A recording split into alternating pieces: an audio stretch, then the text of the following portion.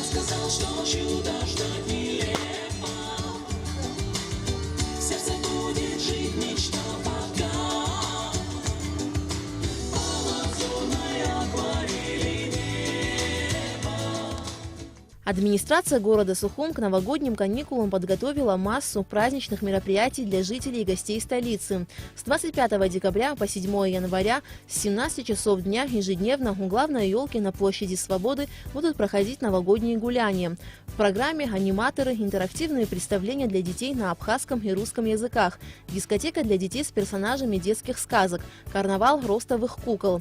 А 25 декабря и 7 января праздничный салют. В рамках предновогодних мероприятий 26 декабря в 16 часов состоится новогоднее представление в Центре детского творчества, а в 18:00 пройдет праздничное выступление хореографических коллективов детской школы искусств и детский мюзикл на площади Свободы. Кроме того, Управление культуры столичной администрации во всех микрорайонах Сухума организует праздничные представления. 27 декабря на Турбазе, 28 на кинопрокате, 29 на Старом поселке и 30 декабря в Новом районе. Начало всех представлений 16 часов.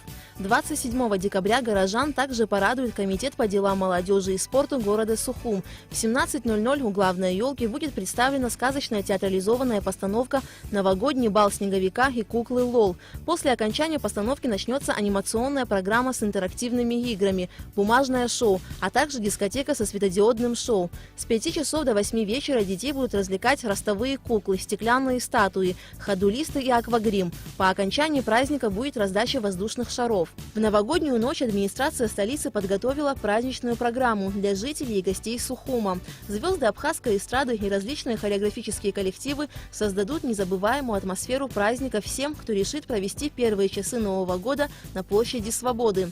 Завершится праздничное шоу флешмобом и фееричным салютом.